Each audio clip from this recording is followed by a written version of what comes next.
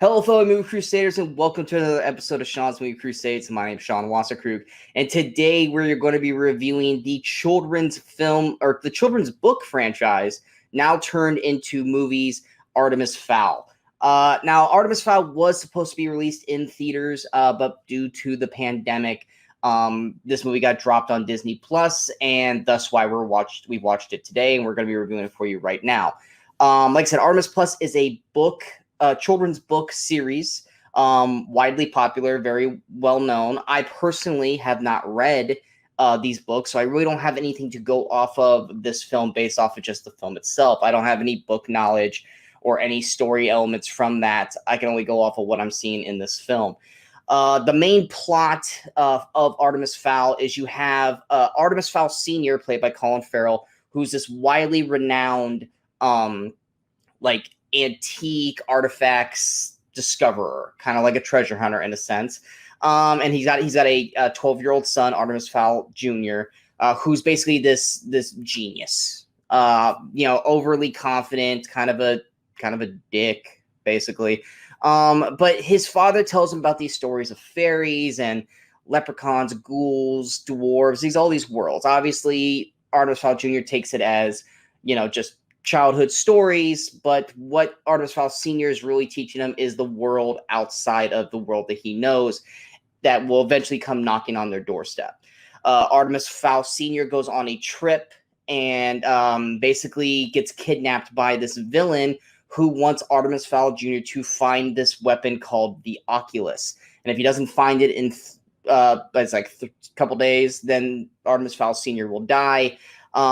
So he basically captures a fairy, Holly Short, who's also trying to figure out how her father died. And together with also a giant dwarf, played by Josh Gad, they must try to find the Oculus in time while also trying to hold off the fairies because Artemis kidnapped Holly. Yes. Did all that sound very confusing to you? Thank you. It did, because this movie tries to go at 1,000 miles a minute, and they just don't care. So, sadly to say, Artemis Fowl, hands down, is one of the worst movies of 2020. It probably is the worst movie of 2020 right now. This movie does not care about these characters. It does not care about the books that they came from. This movie looked like it was going to start a franchise series out of this. There's no chance in hell that this movie's going to get a sequel. I almost think that Disney is glad the pandemic happened just so they could have dropped this on Disney Plus, because this would have been a box office disaster when this would have came out in theaters. And now, at least with on Disney Plus, they're probably not going to lose anything, because with it being at home, more people are probably going to see this movie now than they would have seen going to the movie theaters. So good, thumbs up for Disney on that. But basically, this movie is a jumbled mess. First off, let's go through the cast. You got Josh Gad playing Mulch Diggums, who's a giant dwarf. Basically, he's just regular sized Josh Gad, but to dwarves, he's big. He's a tunneler, digger, pickpocketer kind of character. But basically, what Josh Gad is doing is he's putting on a second-rate rip-off performance of Hagrid from Harry Potter. He literally looks like Harry Potter, or he literally looks like Hagrid. He talks with a raspy voice, kind of like he's trying to do a kind of a meaner Hagrid voice, but it just sounds very damaging to the throat and is annoying the whole time. The whole start of the film, he gets arrested, and he's basically telling the exposition of the film to the interrogators who are interrogating him for information. But he's literally just talking to us watching the movie at home, because the way he is framing the story and telling the story himself is not how you would tell someone that you're being interrogated by the story. You're given too much information about stuff that does not care. And frankly, if this was like a real scenario, these interrogators would have shut him up a long ass time ago. But it's a movie. He's narrating. Let him do his thing. His character, there's one point in this movie, I'm not going to spoil what it is, but he does something around the 55 to an hour mark, his character, that is so what the F did I just watch this character do? That completely just puts the entire movie in perspective, that I'm wasting my time, that the viewers are wasting their time, because it's so utterly ridiculous that this character does this. that it's laughably bad and not in a good way. Artemis Fowl, the main character, played by Fredia Shaw. I don't like to knock kid actors because they're kid actors. Some of them don't know how to act well, especially if they're not directed well, which there's no excuse because this was directed by Kenneth Branagh, who's a really good director. So there's no excuse. But this kid has the most deadpan delivery throughout this entire film. He sells everything with his mouth, but his eyes are as soulless as Simba in last year's Lion King. It has no matter what the situation is in this film, whether he's upset, sad, happy, scared, whatever, his eyes are dead. There's no emotional facial expressions coming out of this kid or his deadpan vocals. If you're gonna have a kid start a franchise or lead a franchise like this kid was going to do, get someone who can act. Because I'm sorry, I hope this kid gets better. I don't want to completely crap over this kid's career. It's his first movie. But you don't put a kid in his first movie as the lead star of a potential franchise who cannot sell facial expressions. Luckily, there are a couple characters or actors in here who aren't putting on a shitty performance. Colin Farrell's Artemis Fowl Sr., he's actually doing a decent job, but he's not in the movie long enough to really save the film by any means. Holly Short, played by Laura McDonnell. She's the fairy who works with Artemis. I actually really liked her performance. I thought she actually did a really good job, and I kind of wish the movie was based around her character and not Artemis, because the less he was on screen, the better. And the more she was on screen, I was actually generally not hating the film as I was seeing it because I cared about her character. She made me believe what her character was going through, unlike 90% of the cast in this movie. You got Nonzo Anuzi, who plays Dom Boy Butler. He's basically Artemis Fowl Sr.'s best friend plus guardian of Artemis Fowl Jr. Josh Gad makes a comment earlier in the film that even though the guy's last name is Butler, you never call him Butler or he'll rip you in half, which makes you think that they're going to lead to, at some point in the movie, someone's going to call him Butler, and we're going to see what happens when he does that. Do we get that? No, we don't. There's this whole world building going on in this film of the fairy world and all this stuff that you think that they're going to go on this journey and they're going to explore all this stuff.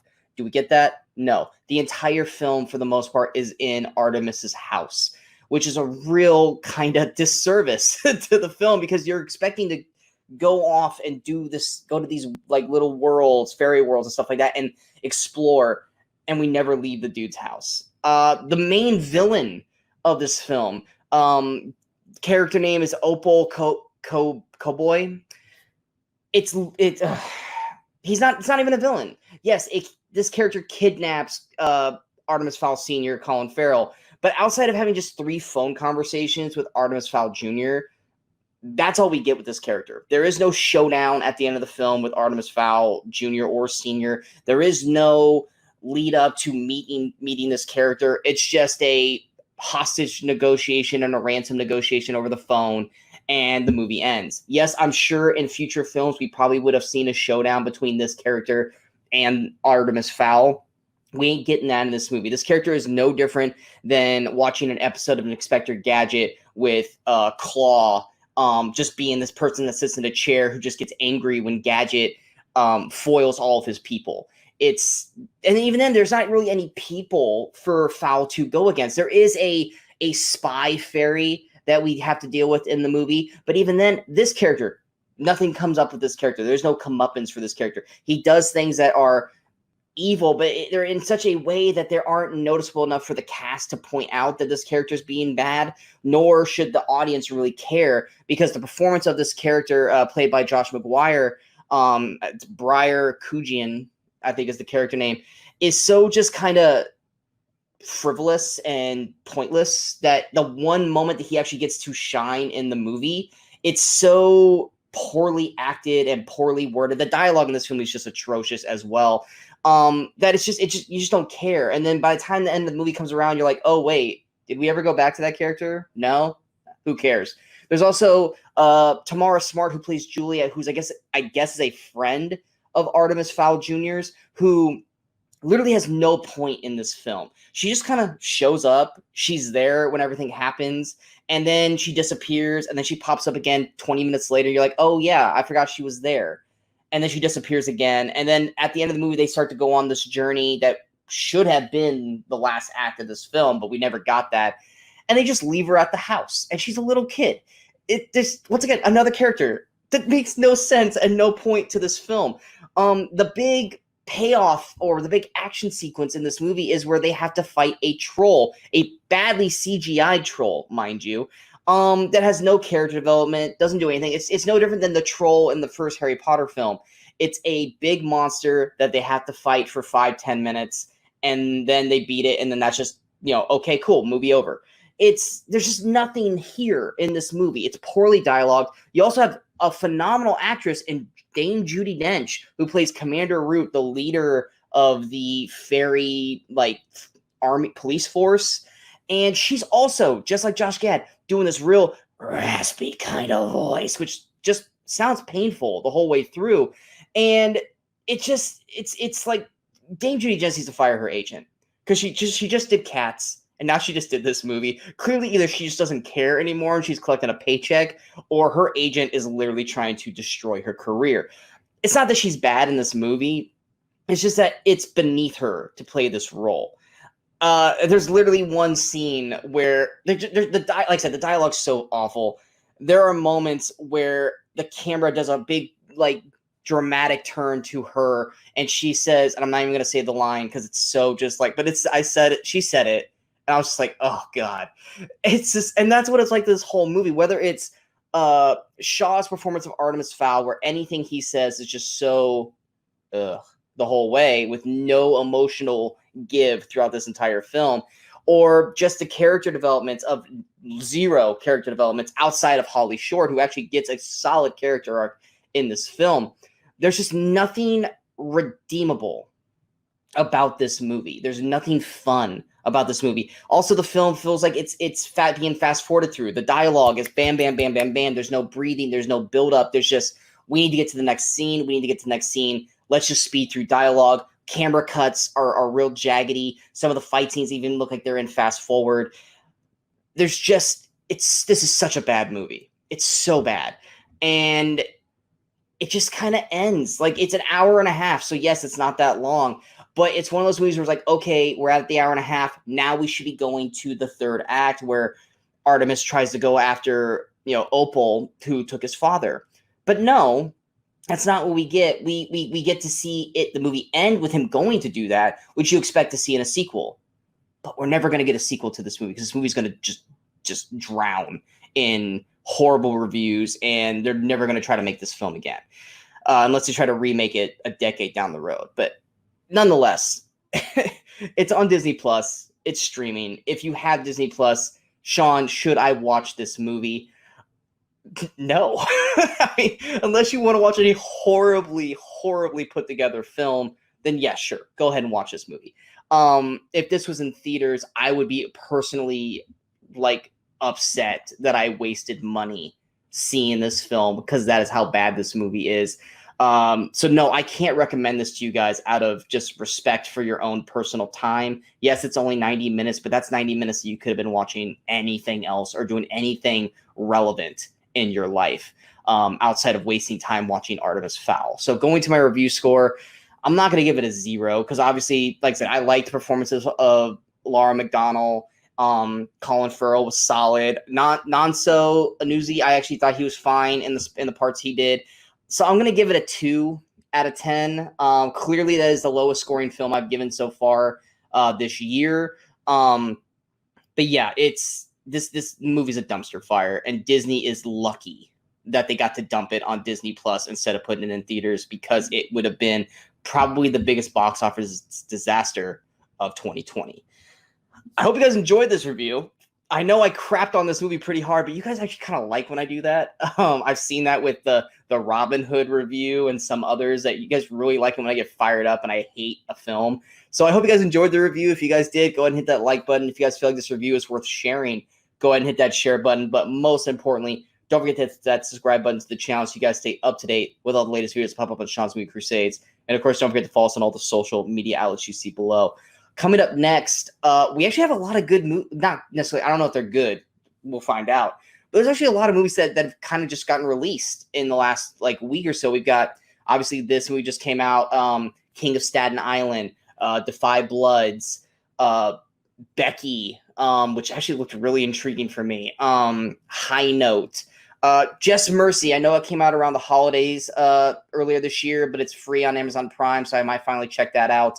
But yeah, there's about good 4 or 5 movies out right now that I actually am interested in seeing that are available to me that I will probably watch here within, whether it be this weekend or this upcoming week, that I will definitely have reviews filmed and put on the channel. So if you guys are interested in any of those films, please check back and we will see what's going on. And then next week, there's a couple more movies being released on demand that are really striking to the eye. I'll mention those in further reviews once we get closer to it. But yeah, hope you guys are enjoying these movies coming out. Definitely not this one.